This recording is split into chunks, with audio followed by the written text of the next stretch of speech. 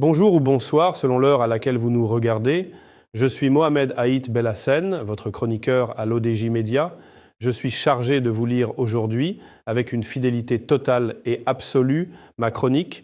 Nous plongeons au cœur des montagnes suisses pour décrypter un séisme géopolitique. Le forum de Davos 2026, ou l'acte de décès d'un ordre mondial que nous pensions immuable. Le Forum économique mondial de Davos 2026 n'a pas simplement été un rendez-vous de plus dans l'agenda feutré des élites globales.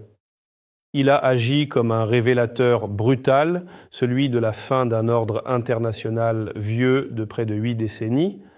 Pour la première fois depuis l'après-Seconde Guerre mondiale, le système fondé sur la primauté américaine et l'alignement automatique de ses alliés a été publiquement remis en cause, non pas par des puissances rivales, mais par ses propres partenaires historiques. Le monde bascule. Après l'ordre américain, l'ère du chacun pour soi. Le constat est désormais assumé. Le monde n'est plus régi par des règles communes appliquées par tous, mais par une logique de rapport de force où l'intérêt national prime sur toute autre considération.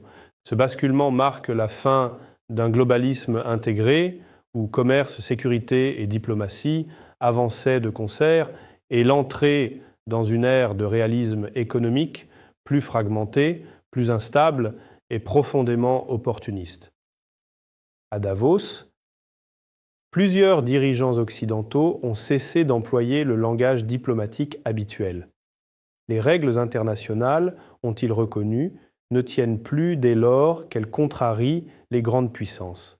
L'économie mondiale, autrefois présentée comme un espace de coopération gagnant-gagnant, est désormais utilisée comme une arme. Sanctions, barrières douanières, pression financière et chantage commercial deviennent des instruments ordinaires de politique étrangère. Cette rupture s'est cristallisée autour des tensions transatlantiques. Les États-Unis, longtemps perçus comme le garant ultime de l'ordre économique et sécuritaire occidental, apparaissent aujourd'hui comme un acteur imprévisible, prêt à instrumentaliser ses alliés au nom d'une logique strictement nationale. Cette attitude a provoqué une onde de choc en Europe, où l'unité a laissé place à la fragmentation. Le continent européen se divise désormais entre ceux qui estiment indispensable de préserver coûte que coûte le lien avec Washington et ceux qui plaident pour une autonomie stratégique assumée, quitte à diversifier leurs partenariats. Cette fracture n'est pas idéologique, elle est pragmatique. Chaque État évalue désormais ses intérêts, dossier par dossier, sans loyauté automatique ni alignement réflexe, quand les intérêts remplacent les alliés. Ce changement de paradigme a un effet mécanique. L'effritement du modèle d'alliance tel qu'il existait depuis la guerre froide.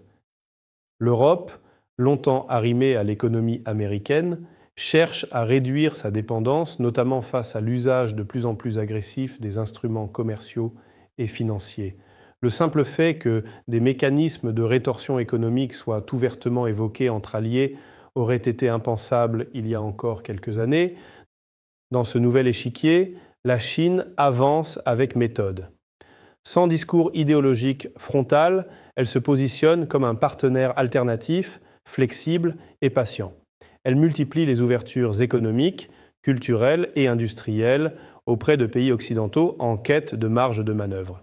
Cette stratégie séduit des États européens et nord-américains qui, sans rompre avec Washington, cherchent à se prémunir contre une dépendance excessive à un seul centre de pouvoir.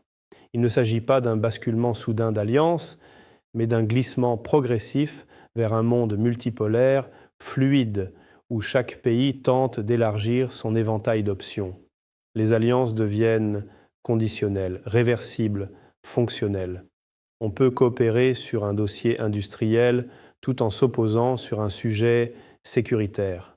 Le concept même de camp perd de sa pertinence. Ce nouvel ordre n'est ni stable ni rassurant. Il accroît l'incertitude, complexifie la diplomatie et rend les crises plus difficiles à contenir. Mais il reflète une réalité que les discours officiels ont longtemps refusé d'admettre. L'époque de la domination incontestée d'une seule puissance est révolue. Le monde entre dans une phase de concurrence généralisée où la souveraineté économique redevient un enjeu central. À Davos, le message avait été clair. Ne plus être acteur, c'est accepter d'être relégué au rang de variable d'ajustement. Dans ce monde nouveau, la passivité n'est plus une option. C'est sur cette note de réflexion que s'achève notre lecture d'aujourd'hui. Je tenais à vous remercier personnellement pour votre fidélité et pour l'attention que vous portez à nos analyses. En tant que votre hôte, j'ai mis un point d'honneur à respecter scrupuleusement l'intégrité de mon article afin de vous transmettre ma vision sans aucun filtre. Restez à l'affût car nous nous retrouverons très prochainement pour une nouvelle chronique où nous continuerons d'explorer ensemble les complexités de notre monde en mutation. D'ici là, cultivez votre esprit critique et restez connectés sur les plateformes de l'ODJ Média. Prenez soin de vous et à très vite.